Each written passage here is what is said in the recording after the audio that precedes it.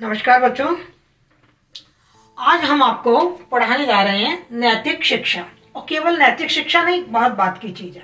आपके कोर्स में नैतिक शिक्षा के उद्देश्य कि विद्यालयों में नैतिक शिक्षा क्यों पढ़ाई जानी चाहिए, क्या उनके उद्देश्य होते हैं और क्या उनकी शिक्षण विधियां होती हैं। दो ये प्रमुख चीजें आपको पढ़नी है और इनको पढ़ने के लिए आपको नैतिक शिक्षा का अर्थ भी जानना आवश्यक है और नैतिक शिक्षा का महत्व भी जानना आवश्यक है। लेकिन मेरा मानना यह है कि हम पहले इन चार चीजों की तरफ बढ़ें। हमें नैतिक शिक्षा से संबंधित कुछ महत्वपूर्ण बातें हैं, उनका जानना हमारे लिए बहुत ही जरूरी है। मैं सबसे पहले आप लोगों से एक बात पूछती हूँ, मुझे बताइए आप शिक्षा किसे कहते हैं? शिक्षा का क्या उद्देश्य है? आप अपने विद्यार्थियों को क्यों शिक्षा दे रहे हैं या अपने घर के बच्चों को आप क्यों पढ़ाना चाहते हैं? क्या उद्देश्य है? क्या इसलिए कि आप उनको doctor, engineer, CA, IAS, RAS, बड़ा बिजनेसमैन बनाना चाहते हैं, वो बहुत अच्छा पैसा कमा सके? क्या इसलिए आप पढ़ाना चाहते हैं? नहीं ना। आप क्यों पढ़ाना चाहते हैं बच्चों को? कि वो एक अच्छा इंसान बन सके। यानी कि शिक्षा का मुख्य उद्देश्य है कि एक व्यक्ति के अंदर मानवीय गुणों का विकास कर सके। जैसे स्वामी विवेकानंद ने भी यही कहा कि मानव की अंतर्निहित शक्तियों का विकास ही, उनका उद्घाटन करना ही शिक्षा है। महात्मा गांधी भी यही कहते थे, आत्मा का उत्थान ही शिक्षा है। अब सवाल ये उठता है कि आत्मा का उत्थान हो कैसे, ये अंतर्निहित शक्तियों का विकास हो कैसे? क्या केवल गणित पढ़ाने से? क्या केवल विज्ञान पढ़ाने से? क्या हिंदी पढ़ाने से? क्या सामाजिक विज्ञान पढ़ाने से? क्या भूगोल पढ़ाने से? सब जरूरी है, लेकिन सबसे ज्यादा जरूरी है बच्चे का नैतिक विकास करना, उसे नैतिक शिक्षा देना। यह सबसे ज्यादा जरूरी है, तब आपका बच्चा एक अच्छा इंसान बन पाएगा। आज हम क्या देख रहे हैं? चारों तरफ हम देख रहे हैं हमारा समाज, हमारा देश, हमारी दुनिया बहुत तरक्की कर रही है। हम मंगल तक पहुंच चुके हैं। आर्टिफिशियल इंटेलिजेंस है वो तो नई नई कीर्तिमान स्थापित कर रही है रोज। स्वास्थ्य हो, शिक्षा हो, उद्योग हो, हर क्षेत्र में हम आगे बढ़ रहे हैं। लेकिन इसके साथ ही साथ मुझे बड़े दुख के साथ कहना पड़ रहा है कि हम अपराधों की दुनिया में भी उतनी ही तेजी से बढ़ रहे हैं। क्यों? क्या कभी आपने सोचा है कि आजकल पढ़े लिखे और शिक्षित व्यक्ति भी अपराधों में लिप्त हो जाते हैं? क्यों अपराधों में लिप्त हो जाते हैं? सिर्फ इसीलिए क्योंकि उन्होंने केवल यांत्रिक शिक्षा प्राप्त की, उनको मॉरल वैल्यूज नहीं दिए गए, उनको नैतिक शिक्षा नहीं दी गई। अब मैं आपको एक बात और कहूंगी, और जो बड़ा चर्चा का विषय बना हुआ है कि ये नैतिक शिक्षा बच्चों को आखिर दी कैसे जाए? क्या विद्यालय में दिए जाए? क्या इसका कोई एक पाठ्यक्रम बनाया जाए? किसके द्वारा दी जाए? और क्यों आज हमें मॉरल वैल्यूज की इतनी ज्यादा आवश्यकता पड़ रही है? बात साफ है, मॉरल वैल्यूज केवल विद्यालयों में नहीं दिए जाते। मॉरल वैल्यूज बच्चा सीखता है इस समाज में, अपने परिवार में, अपने समुदाय में, अपने पास पड़ोस में, अपने रिश्तेदारों के साथ, अपने मित्रों के साथ, अपने मम्मी पापा के साथ, अपने टीचर के सानिध्य में। वो ये मॉरल वैल्यूज, वो ये नैतिकता सीखता है। तभी तो अरस्तु ने कहा है कि मनुष्य एक सामाजिक प्राणी है और जो समाज में नहीं रहता वो या तो पशु है या देवता। तो समाज में रहकर हम दूसरों के साथ कैसा व्यवहार करें और अपने साथ कैसे व्यवहार की अपेक्षा कर रहे हैं, ये सभी कुछ तो नैतिक शिक्षा के अंतर्गत आता है। तो नैतिक शिक्षा को पढ़ने से पहले हमें ये जानना बहुत जरूरी है कि आखिर नैतिकता है क्या, नैतिकता किसे कहते हैं।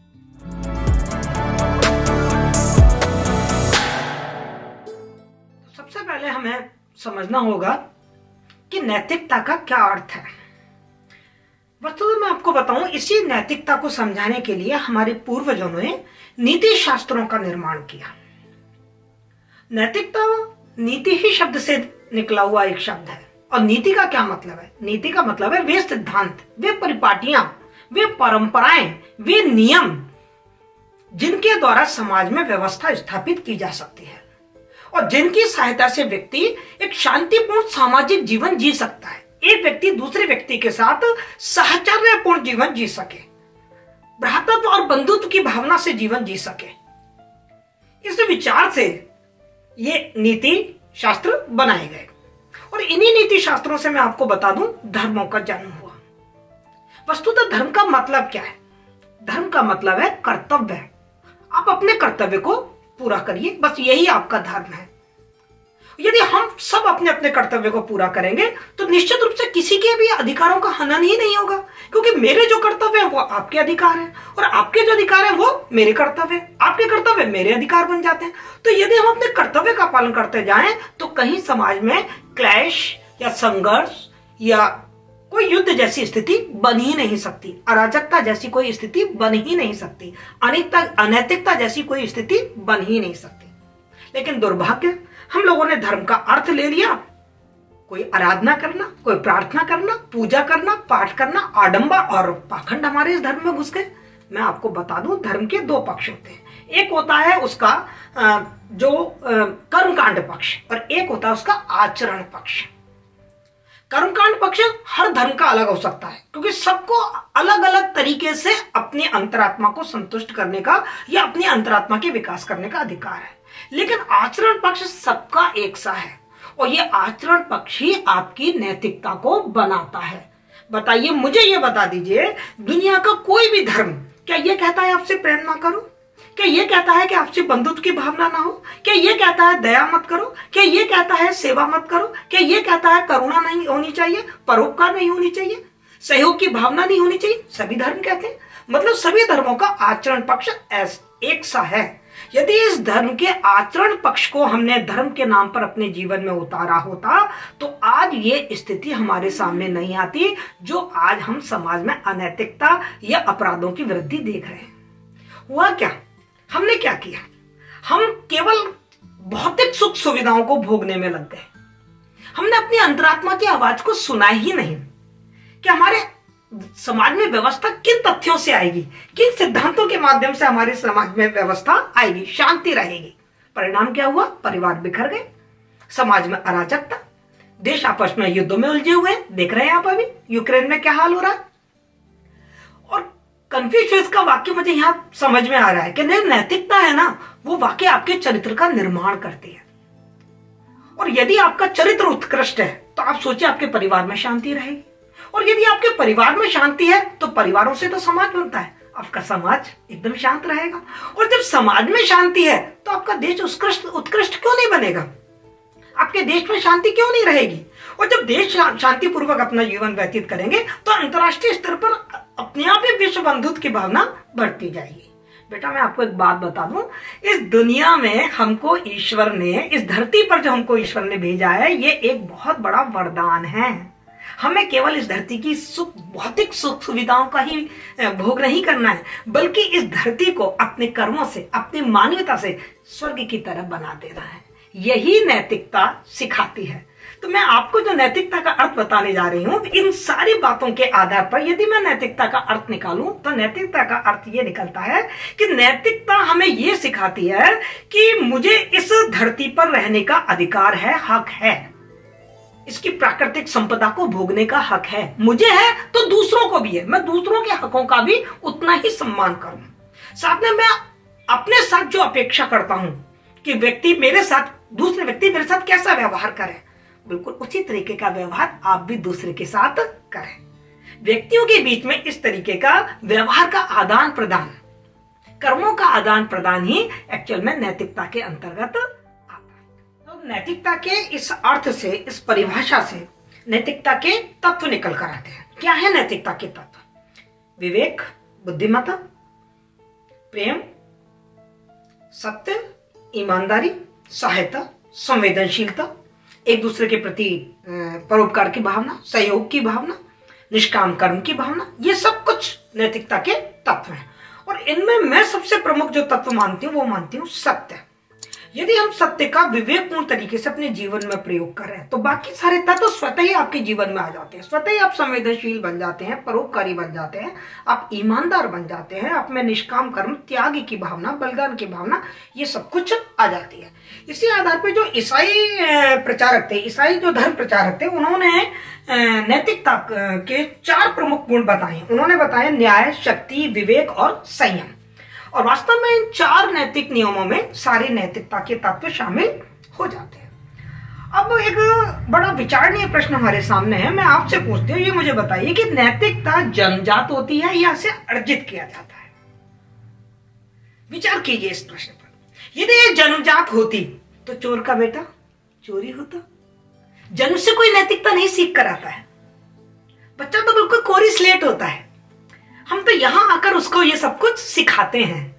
तो नैतिकता जन्मजात नहीं होती है, ये अर्जित संपत्ति है जिसे बालक शुरू में अनुकरण से सीखता है।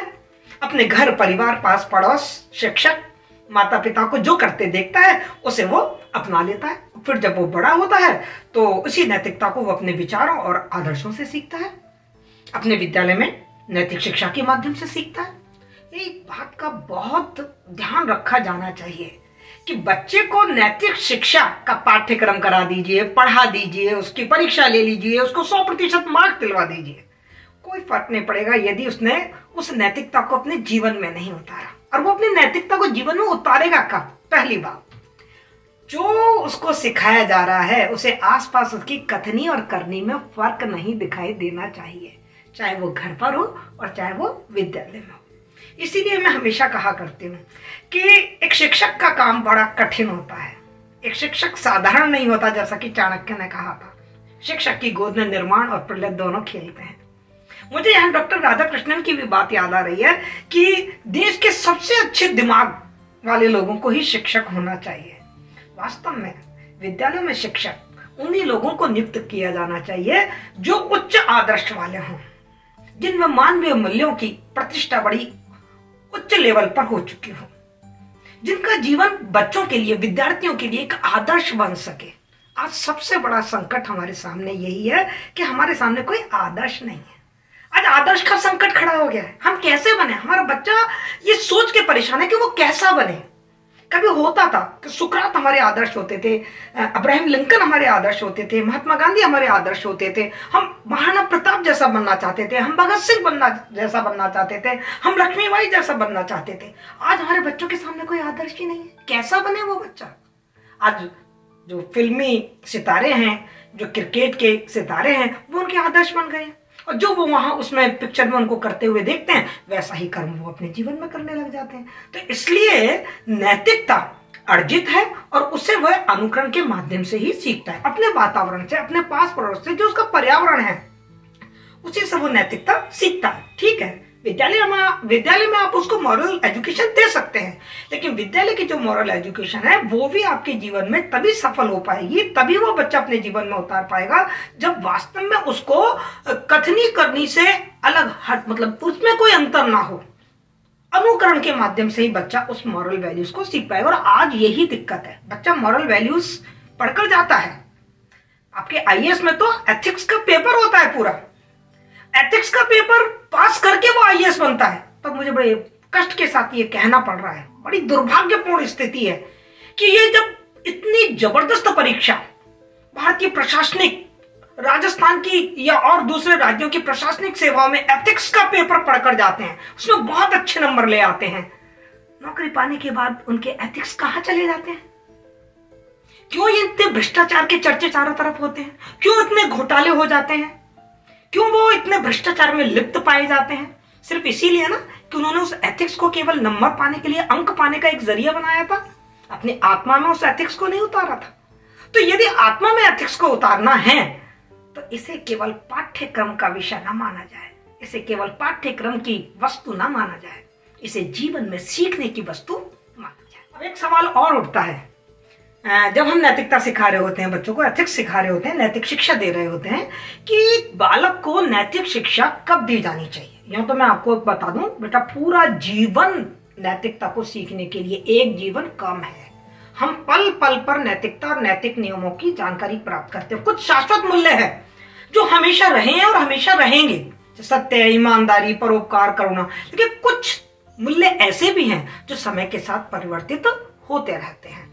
तो बच्चे को यदि हम बाल्यावस्था में, मतलब उनकी बाल्यावस्था में यदि हम नैतिक शिक्षा दे दें तो वो उसके संस्कार बन जाते हैं, और जब उसके वो संस्कार बन जाते हैं, उसके आत्मा में उतर जाते हैं, तो फिर वो बच्चा बड़ा होने के बावजूद चाहे वो डॉक्टर बने, चाहे वो वैज्ञानिक बने, चाहे वो सीए बने, आईएएस ऑफिसर बने, चाहे कॉर्पोरेट सेक्टर में वो कुछ अच्छा पद पे काम करे, या कोई मजदूर बने, या उद्योगपति बने, जो भी कुछ बने, टीचर बने, वो संस्कार उसके आत्मा में होंगे और वो कभी गलत काम नहीं कर पाएगा। बिल्कुल उसी तरीके से इस चीज को लेना चाहिए कि जैसे जब मिट्टी गीली होती है ना, तो कुम्हार उसको जो चाहे वैसा उसको आकार दे सकता है, लेकिन जब वो जो आकार है जो उसने दे दिया एक बार जो आकार, और फिर उस आकार को उसने अलाव में पका लिया, पक गया वो, उसके बाद वो उसके आकार को परिवर्तित नहीं कर सकता। बिल्कुल बिल्कुल वैसे ही बच्चे के साथ होता है। उसके बचपन में ही उस जो नैतिक तत्व है, जो नैतिकता है, वो बचपन में ही उसके अंदर संस्कारों के रूप में उतार दी जाए। यदि वो संस्कार उसके अंदर बचपन में उतर जाएंगे तो फिर वो आमरण आजन्म उन संस्कारों को अपने जीवन में पालन करेगा। कहीं ना कहीं हो सकता है कि जीवन के रास्ते में कहीं वो थोड़ा भटके, लेकिन चूंकि वो संस्कार उसके अंदर हैं तो वो संस्कार हमेशा उसको उस गलत रास्ते की तरफ जाने के लिए वर्जित करेंगे और रोकेंगे। तो इसलिए मॉरल एजुकेशन, नैतिक शिक्षा देने का जो सबसे उचित समय है वह है बाल्य अवस्था। बाल्य अवस्था में हमें नैतिक शिक्षा देनी चाहिए। बहुत बार समाज में हमने लोगों को यह कहते हुए भी सुना है कि अकेला चना बाहर नहीं फोड़ सकता। मैं तो बहुत नैतिक हूं, मैं तो बहुत नैतिकता का आधार पर अपना आचरण करता हूं, लेकिन आसपास के लोग इस तरीके से करते नहीं, मुझे तो वो रिस्पॉन्स मिलता ही नहीं। तो ध्यान दीजिए, अकेला चना बाहर नहीं फोड़ सकता, पर बूंद बूंद करके ही घड़ा भरता है। और दूसरी बात यह कि खरबूजे को देख के खरबूजा रंग बदलता है। आप नैतिक आचरण पर, आपका जो नैतिक आचरण है, आपके जो संस्कार है, आप उस पर आरूढ़ रहिए। धीरे धीरे आपके जो संस्कार है, आपके जो विचार है, वो समाज में प्रवाहित होंगे। आपके आसपास, आपके पर्यावरण में, आपके पास पड़ोस में, आपके विद्यार्थियों में, आपके मित्रों में, आपके साथियों में, आपके छोटे बहन भाइयों में वो प्रवाहित होते चले जाएंगे और धीरे धीरे वो नैतिकता समाज में अपना स्थान बना लेगी और समाज बहुत शांतिपूर्ण तरीके से अपना जीवन जी सकता है। मैं आपको एक यहाँ छोटी सी कहानी कहना चाहूंगी कि आपको अपना नैतिक व्यवहार क्यों नहीं बदलना चाहिए दूसरों को देखकर, चाहे वो अनैतिक हो। वो कहते हैं ना, छोटी सी एक कहानी याद आ रही है मुझे कि एक साधु महाराज थे, वो नदी में स्नान करने के लिए जा रहे थे। तो नदी में स्नान करके लौटे। जब वो लौट रहे थे तो सीढ़ियों पे एक बच्चा बैठा हुआ था। बच्चा थोड़ा उदंड था, उसने साधु महाराज पे थूक दिया। साधु महाराज दोबारा से नदी में गए, क्योंकि वो थूक दिया था तो वो दोबारा गए और स्नान कर वापस आए। जब वो वापस आ रहे थे, बच्चे ने फिर बच्चा बुद्धि, उसने फिर उसके ऊपर थूक दिया। साधु महाराज फिर गए, फिर जाके नहाकर आ गए। बच्चे ने फिर थूक दिया, तो बच्चे के लिए ये खेल बन गया। साधु महाराज नहाकर आए और बच्चा उन पर थूक दिया करे। जब ये चीज कई बार हो गई तो वो बच्चा आखिर तंग हो गया, वो साधु महाराज के पैरों में पड़ गया कि साधु महाराज, मैं बार बार आपके साथ इस तरीके का व्यवहार कर रहा हूं और आप हैं कि मेरे से कुछ गुस्सा नहीं कर रहे, क्रोध नहीं कर रहे, ना कुछ उल्टा सीधा मुझे कह रहे, जाते हो नहा के आ जाते हैं। तो पता है साधु जी ने उनसे क्या कहा कि बेटा, जब आप अपना वो व्यवहार नहीं छोड़ पा रहे थूकने का, तो मैं अपना प्रेम का, प्यार का, सहृदयता का व्यवहार कैसे छोड़ दूं। और ध्यान रखिए बेटे कि जो अच्छी चीजें होती है ना, उनमें बहुत ताकत होती है। लगता है प्रारंभ में कि हम लोग हार रहे हैं, हम लोग नीचे हो गए हैं, हम लोग पिछड़ गए हैं, और जो अनैतिक लोग हैं वो हमसे आगे जा रहे हैं, ज्यादा कमा रहे हैं, ज्यादा प्रतिष्ठा पा रहे हैं, समाज में उनका नाम है। लेकिन सत्य में वो जयते नानृतम, अंत में सत्य की जीत होती है, झूठ की नहीं। इसलिए ये तो विवाद का प्रश्न ही नहीं है कि मैं नैतिकता का पालन क्यों करूं, जब और नहीं कर रहे, और करें ना करें, आपको अपनी नैतिकता का पालन करना ही करना है। कई बार ये प्रश्न पूछा जाता है कि नैतिक शिक्षा में एक शिक्षक की क्या भूमिका है। मैं कहूंगी नैतिक शिक्षा में शिक्षक की सर्वाधिक महत्वपूर्ण भूमिका है। एक शिक्षक ही है जो बच्चे को नैतिक बना सकता है, क्योंकि शिक्षक उस बच्चे के जीवन में माता पिता के बाद वो दूसरा व्यक्ति है जो उसके साथ सर्वाधिक समय बिताता है और उसके जीवन को प्रभावित करता है। जरूरी नहीं है कि वो शिक्षक केवल मॉरल साइंस पढ़ाता हो। आप चाहे हिंदी पढ़ा रहे हैं, इंग्लिश पढ़ा रहे हैं, इतिहास पढ़ा रहे हैं, भूगोल पढ़ा रहे हैं, गणित पढ़ा रहे हैं, विज्ञान पढ़ा रहे हैं, हर विषय का कोई ना कोई नैतिक एस्पेक्ट होता है। शिक्षक को वो मौका छोड़ना ही नहीं चाहिए। मान लो मैं हिंदी पढ़ा रही हूँ, हिंदी में मैंने कोई कविता पढ़ाई है ना, तो उस कविता के भाव के आधार पर मैं अनजाने में ही उस बच्चे के अंदर कुछ संस्कार रोप दूं। जब मैं नमक का दरोगा पढ़ा रही हूँ तो अनजाने में उस बच्चे को भ्रष्टाचार के विरुद्ध सत्यवादिता का महत्व समझा दूं। जब मैं उनको पहलवान की ढोलक पढ़ा रही हूँ तो पढ़ाते पढ़ाते मैं उनके अंदर सेल्फ मोटिवेशन की भावना अंदर उसके अंदर डाल दूं। जब मैं मलबे का मालिक पढ़ा रही हूं तो मैं धार्मिक सद्भाव की भावना उसके अंदर डाल दूं, बच्चों को मालूम भी ना पड़े, और खेल ही खेल में, कहानी कहानी में, पढ़ाते पढ़ाते हम उसके अंदर वो संस्कार पैदा कर सकते हैं। ये काम गणित का, विज्ञान का, इतिहास का हर शिक्षक कर सकता है। और मेरा शिक्षकों से निवेदन है, यदि इस वीडियो को वो देख रहे हैं तो जब भी आपको अपनी कक्षा में मौका मिले, विशेषकर आप अपनी कक्षा की जब शुरुआत करते हैं पाठ की, तो 1 या 2 मिनट आप बच्चों के साथ किसी आध्यात्मिक मूल्य पर, किसी मानवीय मूल्य पर, किसी आदर्श मूल्य पर बातचीत जरूर करें। समाज में आज क्या हो रहा है और क्या होना चाहिए, पहले क्या होता था और उसके क्या अच्छे परिणाम थे, भविष्य में क्या क्या संभावनाएं हो सकती हैं, आज के जीवन से उसको जोड़कर उन्हें जरूर 1 या 2 मिनट की कोई ऐसी नैतिक शिक्षा देनी चाहिए। मेरा अपना एक व्यक्तिगत मत है, वो ये है कि हम नैतिक शिक्षा कोई अलग से ना पढ़ाएं, जबरदस्ती बच्चों के बस्ते का बोझ ना बढ़ाएं, पाठ्यक्रम को विस्तार ना दें, बल्कि हम हिंदी, इंग्लिश और इतिहास, विशेषकर ये 3 सब्जेक्ट तो ऐसे हैं, सोशल साइंस और ये, कि इनके माध्यम से हम बहुत अच्छी तरीके से बच्चे के अंदर मानवीय मूल्य और संस्कारों की प्रतिष्ठा कर सकते हैं। तो बच्चे को मॉरल साइंस पढ़ाने के लिए किसी अलग से पाठ्यक्रम की आवश्यकता नहीं है। शिक्षक इसमें महत्वपूर्ण भूमिका निभा सकता है। शिक्षक को मालूम है क्या मानवीय मूल्य है, क्या नैतिकता है, और उस नैतिकता के आधार पर वो अपने विषय को तोले और अपने विषय की जो नैतिक दृष्टिकोण है उन दृष्टिकोण को भी वो उसके सामने रखे। तो निश्चित रूप से नैतिकता का विकास समाज में होगा। इन सब आधारों पर जो मैंने आपको अभी समझाए हैं, इन आधारों पर अब हम देखते हैं कि नैतिक शिक्षा का क्या अर्थ है। किसे कहते हैं नैतिक शिक्षा? वस्तुतः नैतिक शिक्षा आचरण और व्यवहार के लिए दी गई वो शिक्षा है जो बच्चे के अंदर मानवीय मूल्यों को प्रतिष्ठापित करती है, जो बच्चों के अंदर नैतिकता का विकास करती है, जो उसके चरित्र का निर्माण करती है, और ना केवल चरित्र का निर्माण करके ऐसे मानवीय मूल्य, ऐसे आदर्श उसके अंदर स्थापित कर देती है कि वो उसके व्यवसायिक जीवन और उसके व्यक्तिगत जीवन दोनों में ही सफलता की सीढ़ियों पर चढ़ता चला जाता है। ऐसे मूल्य, ऐसे नैतिक नियमों की शिक्षा देना ही नैतिक शिक्षा कहलाती है। अब हमने नैतिक शिक्षा का अर्थ अच्छी तरीके से समझ लिया, उसके तत्वों को देख लिया। आइए बात करते हैं कि नैतिक शिक्षा के क्या उद्देश्य होने चाहिए, किन उद्देश्यों को लेकर नैतिक शिक्षा विद्यालय में पढ़ाई जाती है। नैतिक शिक्षा के यदि उद्देश्य हम देखें तो सबसे पहला उद्देश्य मुझे दिखाई देता है कि शारीरिक और मानसिक विकास करना। दूसरा उद्देश्य जो मुझे दिखाई देता है वो देता है बच्चों की ज्ञानेंद्रियों और कर्मेंद्रियों का प्रशिक्षण दिया जाता है। ठीक है। तीसरी बात हमें जो दिखाई देती है वो है कि उसके अंदर तर्क क्षमता का विकास किया जाता है, उसकी तर्क शक्ति का विकास किया जाता है। और चौथा है नैतिकता का विकास, और पांचवा है आध्यात्मिकता का विकास। ये 5 सामान्य उद्देश्य माने जाते हैं मॉरल साइंस के, कि हम बच्चे को नैतिक शिक्षा दे रहे हैं तो क्यों दे रहे हैं? हम उसका शारीरिक और मानसिक विकास करना चाह रहे हैं। बच्चे को हम सिखाते हैं कि आपका जो ये शरीर है इसका गठन कैसे हुआ है, इसकी संरचना क्या है, इसकी जो शक्ति है उस शक्ति को कैसे बनाया जा सकता है, कैसे आप निरोगी रह सकते हैं। ये सब चीज शारीरिक शिक्षा, मानसिक शिक्षा, ये सब नैतिक शिक्षा में आता है। कैसे हमारे पुराने जमाने में बच्चों को ब्रह्मचर्य का पाठ पढ़ा दिया जाता था कि ब्रह्मचर्य का पालन कीजिए, आपके अंदर शारीरिक सबलता रहेगी।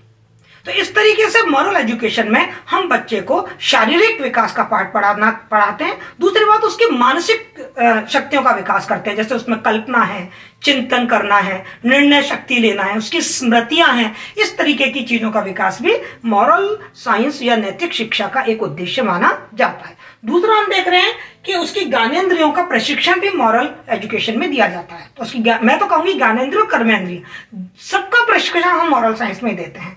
ज्ञानेंद्रिय जैसे आंख है, कान है, नाक है, जिह्वा है, त्वचा है, कर्मेंद्रिय हाथ है, पैर है, इन सबका प्रयोग हम कैसे करें, किस तरीके से हमें प्रयोग करना चाहिए। जैसे उदाहरण के लिए हम बच्चे से जब कहते हैं ना, इसको ठोकर नहीं लगाते बेटा, उठाओ इसको, सिर पे लगाओ, ये पूजनीय है, ये पवित्र है। क्या कर रहे हैं हम उसकी कर्मेंद्रियों को, उसकी ज्ञानेंद्रियों को प्रशिक्षित कर रहे हैं, क्योंकि बिना ज्ञानेंद्रियों और कर्मेंद्रियों को प्रशिक्षित किए बिना हम बच्चे में नैतिकता का विकास नहीं कर पाएंगे। तीसरी चीज है तर्क क्षमता का विकास करना। जब बच्चे का मानसिक शक्ति का विकास हो जाता है तो उसमें विवेक जाग जाता है, और विवेक जाग जाता है तो वो तर्क करने लगता है, क्या सही है और क्या गलत है। और इस तर्क क्षमता का प्रयोग करना बहुत जरूरी है, इसका विकास करना बहुत जरूरी है, क्योंकि बच्चा आपके बताए हुए तथ्यों को, जो आप मॉरल वैल्यूज उसको बता रहे हैं, वो उसको अपने जीवन में तभी उतारेगा जब वो तर्क के आधार पर उनको तोल लेगा और देख लेगा कि ये सही है और इससे जीवन में ये फायदा होने वाला है। तो तर्क क्षमता का विकास करना मॉरल एजुकेशन का एक बहुत प्रमुख उद्देश्य है।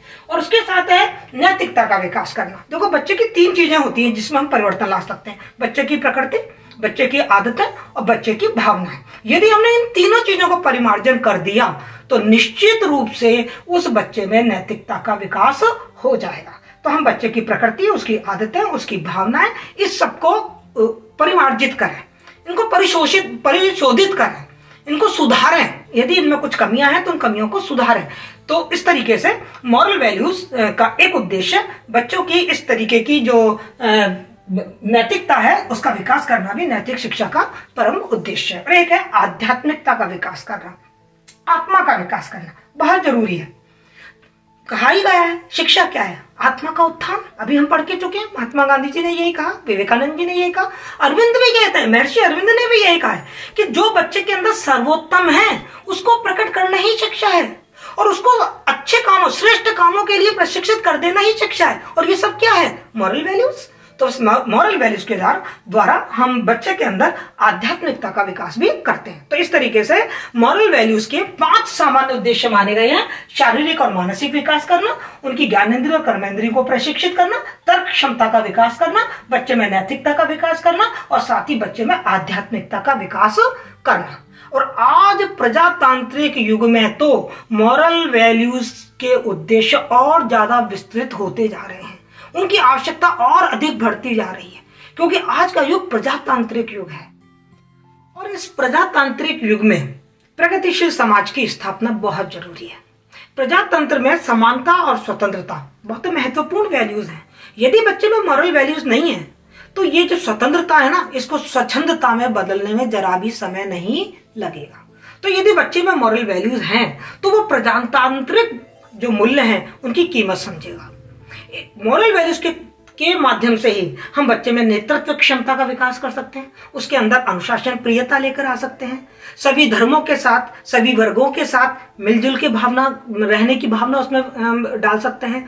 वो जाति है, रंग है, अमीरी गरीबी है, इनका भेदभाव बुलाना भी मॉरल एजुकेशन के अंतर्गत ही आता है। तो प्रजातंत्र की सफलता के लिए मॉरल वैल्यूज बहुत ही जरूरी हैं। यदि उसमें मॉरल वैल्यूज नहीं है तो वो एक अच्छा नागरिक बन ही नहीं पाएगा, क्योंकि उसमें उत्तरदायित्व की भावना, जिम्मेदारी की भावना, समाज सेवा की भावना, देशभक्ति की भावना, ये सब होना बहुत जरूरी है। और ये सब तभी आएगी जब उसने मॉरल वैल्यूज अपने जीवन में उतारी होंगी या मॉरल वैल्यूज की शिक्षा उसे मिली होगी, और वो शिक्षा सच्ची शिक्षा उसे मिली होनी चाहिए, तभी वो एक अच्छा नागरिक बनेगा। और एक अच्छा नागरिक ही सफल प्रजातंत्र की गारंटी होती है कि वो अपने उत्तरदायित्व को समझे, अपने अधिकारों को समझे, जागरूक बने, दूसरों के प्रति संवेदनशीलता उसके अंतर्गत हो, समाज सेवा की भावना उसके अंतर्गत हो। तो निश्चित रूप से जो मॉरल वैल्यूज है, यदि इनको हम बहुत अच्छी तरीके से बच्चे के अंदर प्रतिष्ठापित कर पाए तो प्रजातंत्र दिनों दिन सफल हो पाएगा। और आजकल दुनिया में सब जगह प्रजातंत्र है, तो मॉरल वैल्यूज होना, यदि मॉरल वैल्यूज नहीं है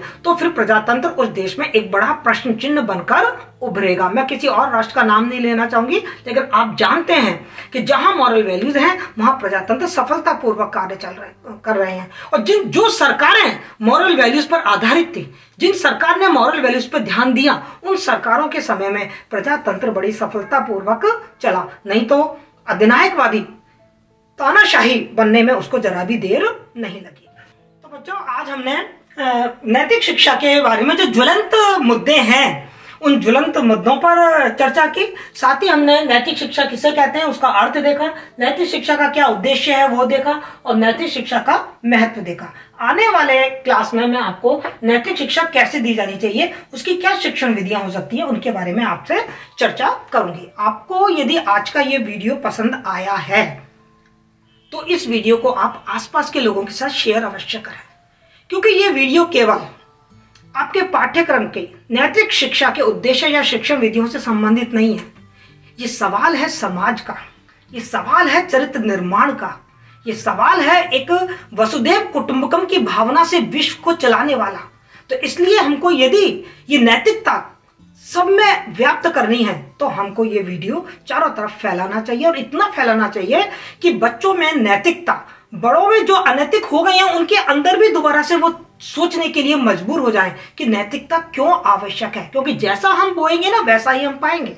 यदि हम अनैतिकता बोएंगे तो अनैतिकता ही मिलने वाली है आप लोगों को, आप लोगों के साथ वैसे ही व्यवहार हो जाएगा। और यदि आप नैतिकता को बो रहे हैं तो नैतिक लोग ही आपको मिलेंगे आपके जीवन में, तो आपका जीवन ज्यादा सरल, सहज और आनंदपूर्ण हो जाएगा। खुशी के साथ आप अपने जीवन को जी पाएंगे। इसलिए मेरा आपसे निवेदन है कि इस वीडियो को अधिक से अधिक शेयर करें, और यदि आपको मेरी जानकारी पसंद आई है तो प्लीज आप मेरे चैनल को सब्सक्राइब जरूर करें, जिससे कि मैं जब भी आगे वीडियो बनाऊं वो आप तक पहुंच पाए। Thank you so much.